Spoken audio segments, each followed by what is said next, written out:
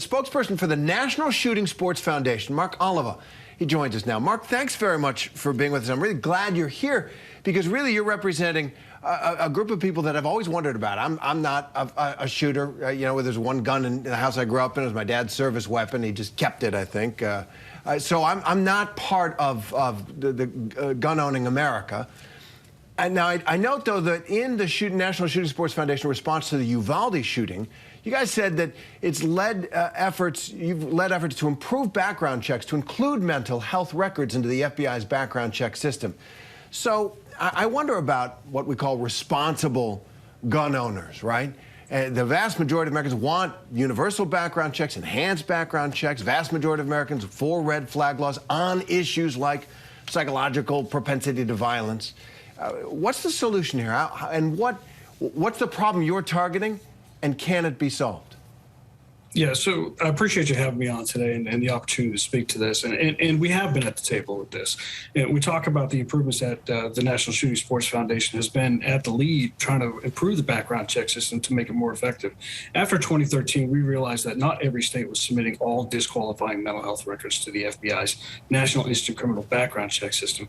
So we worked with those states, and we changed the law in 16 states to get them to submit those records. And in 2018, we worked with Congress to get the Fix NICS Act, which was named after our program. And we worked with Senator John Cornyn, probably your most pro-Second Amendment senator in the Senate. And then on the lead on the Democrat side was Senator Chris Murphy, probably your most pro-gun control senator in the Senate. And these two were able to find a common ground. And this is what common ground looks like. Working to make sure that the background check system works the way it was intended. Since we started our program, there's been a 270% increase of submission of mental health background records that would disqualify people who should never have those guns in their hands in the first place. We're continuing to work on those programs. And with that kind of spirit, we want to work with Congress. We want to work with anybody who's willing to sit at the table to talk about viable solutions that are going to be able to resolve these types of incidents while respecting the rights of law-abiding Americans to be able to exercise their Second Amendment rights. Which is a very fair point, and which brings me just to the AR-15s. Let's talk about these weapons specifically. They are often at the center of these mass shootings, as you know. It was the weapon used to slaughter those 19 kids and 2 teachers in Uvalde. 11-year-old got his hands on that today, and now we discover in this shooting yesterday in Tulsa, the suspect, Michael Lewis, also used the same type of weapon where 4 people died. Why shouldn't there be limitations of some type when it comes to buying these specific types of weapons? So I think the question that we're really asking here is, are we willing to curtail the rights of law-abiding citizens? The AR-15 is a semi-automatic rifle that operates in much the same way as my duck hunting shotgun. It fires one trigger pull for 1 round that's expended. It is much different than the rifle I carried in the Marine Corps. You see the flag behind me has a Marine Corps emblem. For 25 years, I served in the Marine Corps, but the rifle I carried in the Marine Corps was an automatic rifle. You could pull the trigger and it would shoot 3 rounds every time you pulled that trigger. The rifle that I have in my gun safe today is not the same rifle that I carried. So I think when we're talking about, trying to make hardware bans, we're not really addressing the issue. Obviously, the crimes that we're seeing committed here are the crimes of irrational and deranged people. Again, I've carried a rifle in war. I've been shot at. I've returned fire to the enemy. I have guns in my home.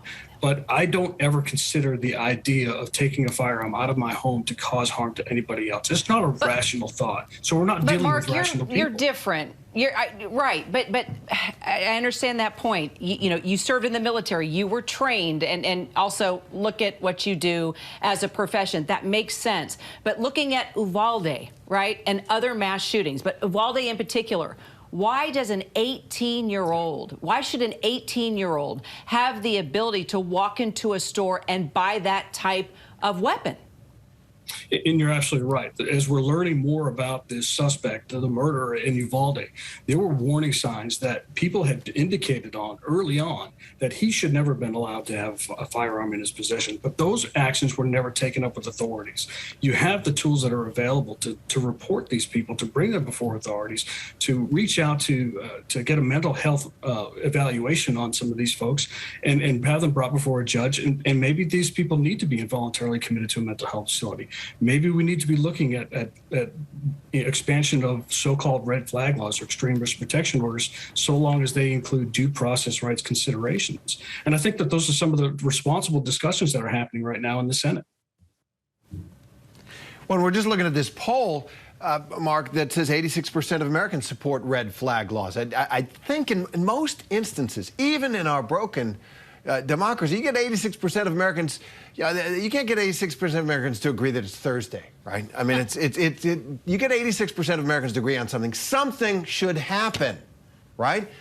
More than that, 88% of Americans agree on universal background checks, not just for sales from licensed dealers, but at gun shows, private sales. Every sale of a weapon should be accompanied by an enhanced, hopefully, universal background checks. That, as I say, must include many, many, many people engaged in shooting sports, responsible gun owners. Why can't we get it done? So I think when we're talking about these red flag laws, and the National Shooting Sports Foundation has never opposed red flag laws so long as they include due process rights in the writing of those laws. We have concerns about ex parte orders. We want to make sure that if you are going to have your rights seized from you, that you have the ability to get in front of a judge and challenge that evidence. We want to make sure that people aren't abusing that. And when we talk about universal background checks, it sounds great on paper, but when we start to look at it, it actually runs into problems with the 1986 Firearm Owner Protection Act. For the universal background check system to work, you have to have a national firearm registry, and that is against the law. The federal government cannot maintain a national firearm registry. So we have very serious concerns. And when we look at H.R. 8, there are even more concerns that get down into the weeds on how that bill is written, which would make it impossible for a firearm retailer to stay within ATF regulations and follow federal law at the same time. They actually run counter to one another the way that bill is written. So what reform would have stopped the Uvalde shooter from going into that store and being able to purchase that gun? I think first and foremost, we need to start protecting our children the same way we protect our most valuable national assets. And these are our most valuable national assets. I'm a parent. I'm a grandparent. My children and my grandchildren are the most important thing to me in this world. And I don't want to negate anybody's ability to be able to protect themselves or their loved ones. And that's what we're talking about when we start talking about some of these bans and we talk about raising age limits on people being able to purchase their firearms. At 18 years old, you are an adult, fully vested in for all your rights, whether that be your First Amendment rights, your Fourth Amendment rights, or your Second Amendment rights. I get that, but what I'm hearing you say is that you don't think there's a reform that could have stopped that person from buying that weapon. You would have wanted a fortified school that would have stopped them from killing the children. I think you're misreading some of what I'm talking about. Again, we have never opposed red flag laws, and there were indications that there were opportunities to intervene, that this young man had indicated that he wanted to harm fellow classmates, that he had made indications that he wanted to shoot up a school. He had made warnings that he was going to do it just a week out from doing it, 10 days out from doing it. So there were opportunities to intervene and stop this from happening. And I think if we use the tools that the tools that are available to us, but okay, let's say we can make a.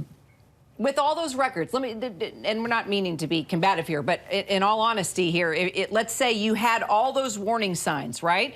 Should all those warning signs be put into a data system so that way when a young man like the Uvalde shooter walks into a store on a day he's ready to shoot up a school and can just easily buy this gun, that somehow within the system when his name and his age and his birthday is put in to purchase this weapon, that we would see that the gun store would see these red flags? I mean, be specific. What would have stopped? If all the warning signs were there, what would have stopped him from buying that gun?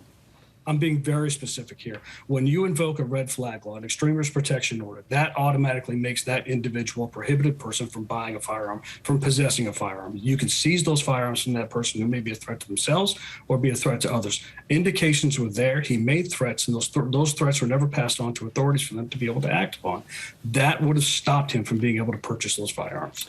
Right. And I wonder, these threats happened on social media. He was on social media issuing these violent threats. He was on social media bragging about even sharing his torture and killing of animals.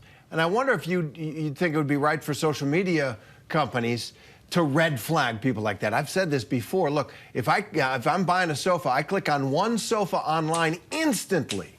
My junk email, my junk texts, every web page I click on, my social media, nothing. I see sofas. Why can't, if somebody's talking about torturing and killing animals, or issuing violent threats online. Why can't they flag me to merchants? Why can't they flag this kid, somebody like this kid, to the police, to the courts? There's nothing that ever stops the social media companies from contacting local police to let them know that this is happening and this is occurring. So it's very valid. You see, I'm here at the table having this discussion with you. I'm willing to engage with people who have very strongly held beliefs that run counter to my own. I think that's where we need to start. But I don't see anybody from the social media companies sitting here having the same debate.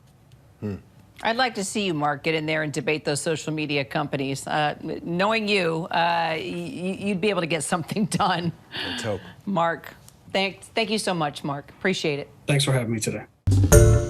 Hi, everyone. George Stephanopoulos here. Thanks for checking out the ABC News YouTube channel. If you'd like to get more videos, show highlights, and watch live event coverage, click on the right over here to subscribe to our channel. And don't forget to download the ABC News app for breaking news alerts. Thanks for watching.